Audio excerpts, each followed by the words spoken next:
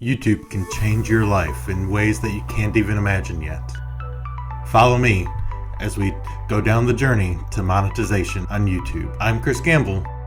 This is my channel, Gamble Data Engineering, where I cover the concepts, tutorials, and interview tips to help you become a data master. On Sunday mornings, we discuss monetization. This is my journey with my YouTube channel as I've gone from 0 subscribers, brand new, over to where I'm at today. We'll get into more of that in a moment, but first, let's talk about what I did this week. I made 3 videos. One about how AI could be your 24/7 SQL tutor. I did one on data modeling schemas, so Snowflake and star schemas. If you don't know what those are and you do care about it, link in the upper right. And then I did a third one on zero to data engineer. It was a video just about how you could take really any job and turn it into a data engineering job. And then obviously my last week's monetization video, which I labeled 0 to 1K, a YouTube monetization journey, added just a pretty generic, I think, thumbnail, but it got 279 views to date. For a long form video to have more than like 50 or 60 views is a big deal for me right now. Super excited about the monetization video and how well it was accepted. Got a lot of viewership, like 10 viewing hours just from that video. Super excited about that. I am continuing to grow every day and continuing to increase my confidence in doing these videos, continuing increase my skills in editing and ideas on thumbnails and titles and descriptions, learning what tools I could use, what tools not to use, what tools are better than others. So there's a lot of intricacies to creator and how we create and how we do things. So more about that coming up. Monetization video did well, generic thumbnail, I guess a great title. Drew people in and they apparently stayed and listened, which is awesome. All of that takes me to what are the rules for monetization? Monetization for the YouTube Partner Program means that you have 4,000 viewing hours within 365 days. And also you have 1,000 subscribers. So it can take a while to get there. Some people, they skyrocket and that's awesome. My content is around education and data engineering. It's a little bit more greenfield, which means that it's things that are conceptual and they'll continue to be important as time goes on. They won't kind of fade out and age out. So a lot of my content's going to be that, and it will continue to grow. I continue to get views on them, which is really cool. I will say that YouTube has already changed my life in a few different ways. One, I'm more confident. Not just in talking to you, my audience, on these videos, but also in my personal life as well. And so that's a big deal. I'm more confident in my work life and my career, in speaking up, just in the confidence building that it's done. The third thing is getting out there and building my community and building not just my community as far as people watching my content, but also building my professional community out via LinkedIn and out locally in my area to work with other professionals. Super excited about building that community. I feel like the creator community is also really cool. There's a few people that I watch religiously every week for their creator content, watch their monetization videos. And I think that they watch my stuff as well, which is really cool. So that's awesome. So if you're somebody that is a creator as well, throw your link down below. I'll take a look at your stuff. I love collaborating with other creators out there and learning what they're doing. And I think that we could all learn from each other on this journey. All right. All that brings me to my analytics. I know this is what you've been waiting for. This week has been, again, an exciting week. The last 7 days haven't put out a bunch of videos. In fact, last week I batch recorded videos and scheduled them to go out so that I didn't have to put much time and effort into it during the work week, because again, I do have a normal 9 to 5, which is actually for me 6 to 3 job. But doing the batch recording on the weekend has really helped. But I'll talk more about that in my lessons learned piece after my analytics. So, analytics. This week, I gained 21 subscribers, which is a big deal for me. Last week was 15, which is a 40% increase, which is huge. In addition, my watch hours increased by 26.2 hours. That's a 91% increase over the previous 7 days. Need to continue to improve engagement. My engagement has increased over the last week. It was 20-30%, which is not awesome. And it's increased closer to 40. I had one of my videos was almost at 45%, which is, again, a big deal for me. Super excited that people are watching the videos and getting something out of them. My views are down this week. Again, I didn't do a bunch of shorts this week.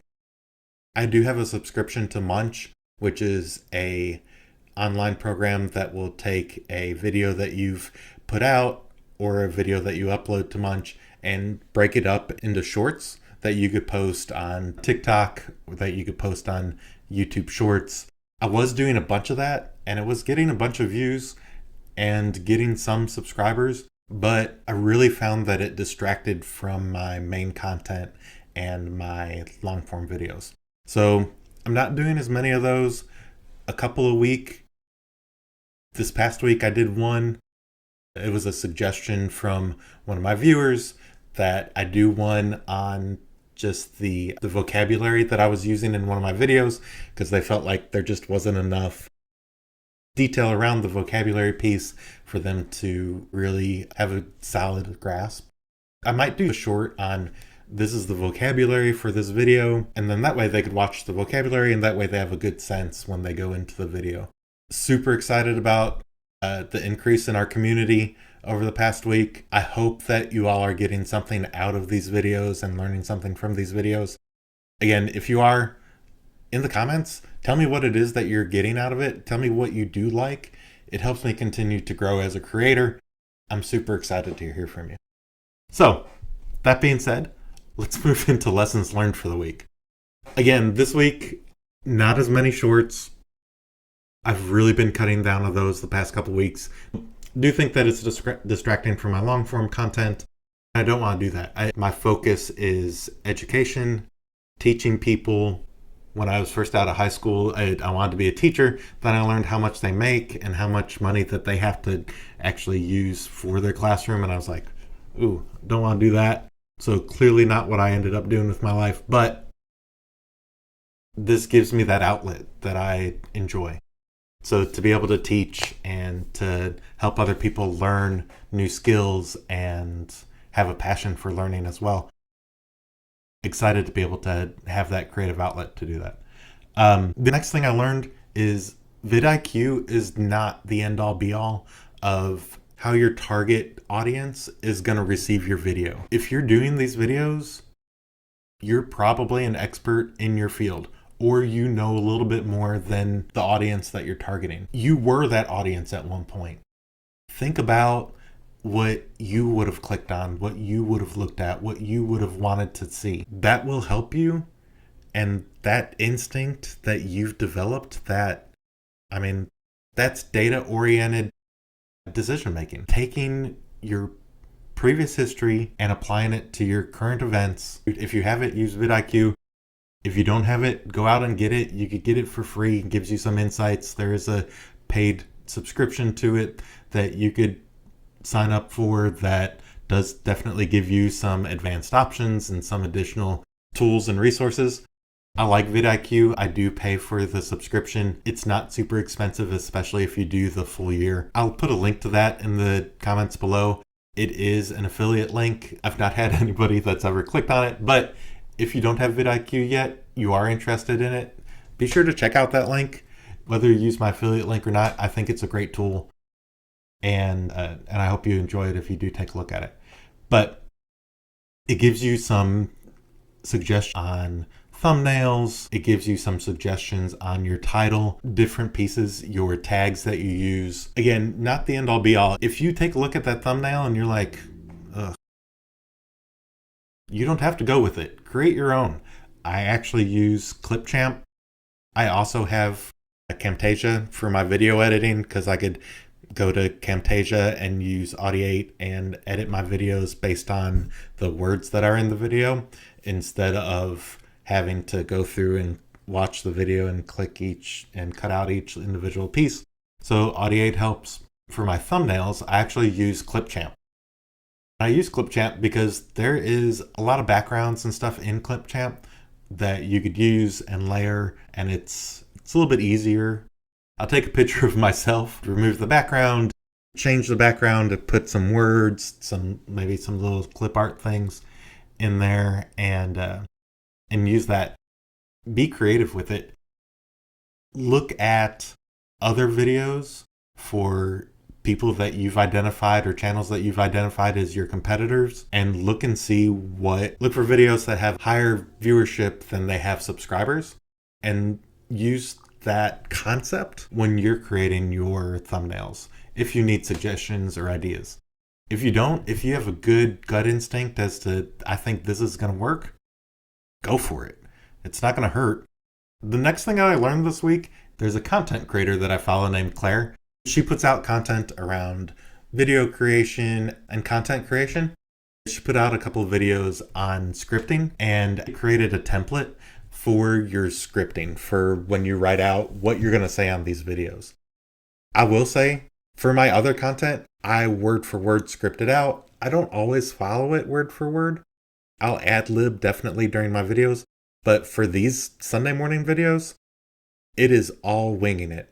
If you can't tell, hopefully you can't tell, or hopefully, it's not bad, but I don't script these. I write down a few notes. You'll see me glance down every now and again or glance up at my computer screen. And so I'll take a few notes. Another tool that I use is ChatGPT, and I don't use it for my scripting, but I will take the script that I wrote, put it into ChatGPT, and ask it to give me a video description. And then I could use that video description for the description that I put into these videos. So it's pretty cool. If you have not checked out ChatGPT, then take a look at it. It's pretty cool. You can do a bunch of different things. Sometimes it's just wrong. He is an AI, so it learns from what's out there on the internet. We all know that what's out there on the internet is always 100% fact, right? So take it with a grain of salt. Know that it's not perfect and take it for what it is. Always be nice to your AI because you never know when they're going to come back and be your robot overlords. Those are the things that I learned this week. Check out Claire's videos. Again, she's awesome. She's really enthusiastic and has a lot of great content out there.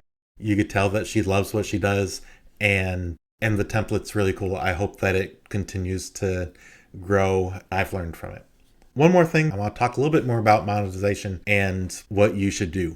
Everybody talks about the YouTube Partner Program, the 4,000 watch hours, the 1,000 subscribers. That's probably not going to get everybody to the point where they could quit their 9-to-5 or even have the residual income that they might want. There are definitely other things out there that you could do. Affiliate marketing is one of those. I do that as well. I have links from the Amazon affiliate program for the different video things that I have. Speaking of, I forgot to turn my light on for this whole video. Hopefully I'm brighter now. As you can see, the light works. If you do like the change that it just made, link below. I have some affiliate marketing for vidiq, for the Amazon Partner Program, where you could go out and get links to specific products. Even affiliate marketing is just one piece of the puzzle. Another piece of the puzzle is go out and create other content, right? Something that I'm going to start doing is going out and creating templates for various SQL scripts. I'm going to create some PDFs around the SQL tutorials that I do and around the Azure tutorials that I do that provide a little bit more information where people can get a PDF, print it out, maybe even, order a laminated sheet. Like I have this Python programming one that I got years ago that's laminated that I still keep and use. It has a ton of information in it. I think I'm going to do something similar to that for my programming piece. And you could monetize that. There's other websites that you could go out and create those templates and create those PDFs. In addition, I'm going to start working on combining some of my tutorial videos into a larger educational video and see if I could put it on Udemy or LinkedIn so that I could start monetizing that as well. And to support my channel, I will also look for ways to monetize where I can put that content out there.